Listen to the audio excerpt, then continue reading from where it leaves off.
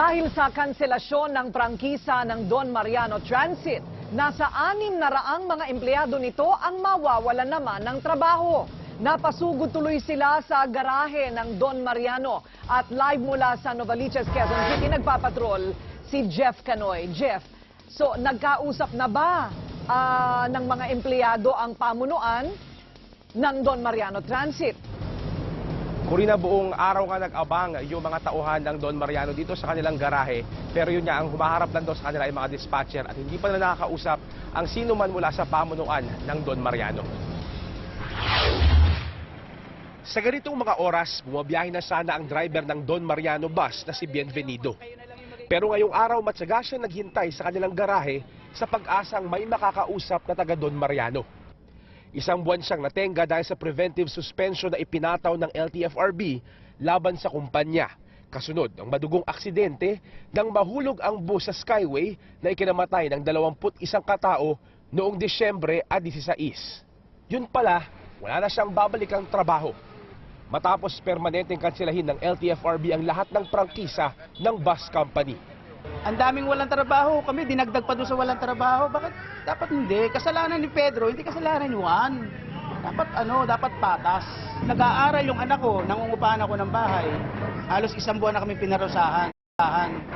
Dapat kung yung gagawa sila iniisip nila yung mas nakakarami. Napapunta rin ng wala sa oras ang konduktora na si Jade. Nagulat siya sa desisyon. Matapos daw kasi ang 9 na taong pagkatrabaho, sama raw ng loob ang isinukli sa kanya ng gobyerno. Katulad ng single parents ako. Paano na lang kami, mawawalan kami ng trabaho? Mabibigyan ba kami ng gobyerno agad-agad ng trabaho? Napasugod din si Lenny sa garahe ng Don Mariano. Pero di tulad ng iba, asawa siya ng isa sa mga lubhang na sugatan sa nangyaring aksidente. Pumunta siya para tiyakin na di tatakasan ng Don Mariano ang kanilang obligasyon. Ang sabi ng attorney na kausap namin na hindi nila dapat talikuran kung ano man yung dapat na responsibilidad nila kasi hindi naman kami ang nagbigay ng hatol para sa kanila. It's the government. Ayon naman sa abogado ng Don Mariano, aapila pa sila sa desisyon ng LTFRB na huwag idamay ang iba pang mga prangkisa na di sangkot sa aksidente. Ipo-point namin na to our mind, dapat hindi naman dapat lahat daw. Kung dagdag pa ni Attorney Cantil, sana nga raw ay makabiyahe pa ilang mga bus ng Don Mariano dahil kailangan pa raw din ng tustusan yung pangangailangan ng mga biktima. Kasi nga 6 milyon na raw ang kanilang nagagastos sa mga pagpapalibing at pagpapa-ospital ng biktima ng aksidente. Corina. Ano ang sinasabi ng mga tauhan o yung mga empleyado, Jeff, na kanilang pwedeng tunguhan na remedyo kung sakaling magtagal at mawalan sila ng trabaho at pagkakakitaan? Sabi nung karamihan sa kanila, Corina, aasa muna sila sa kanilang mga kapatid, sa mga kaibigan, hihiram muna extra.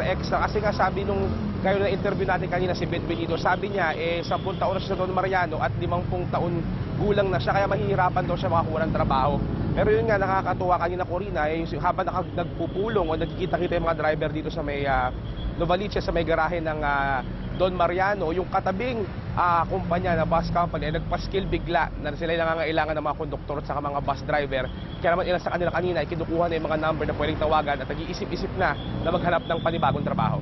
Corina. Ang sabi nga dito ni Ted at saka ni Kabayan, Jeff, basta't mahusay yung konduktor at driver, hindi pwedeng mawawalan yan ng pupuntahan na trabaho. Dahil kailangan talaga natin ng matitino na mga bus driver, nagkalat dyan ng mga vacancy sa ganyan. Maraming salamat, Jeff Canoy, live nag-uulat mula sa Novaliches, sa Quezon City.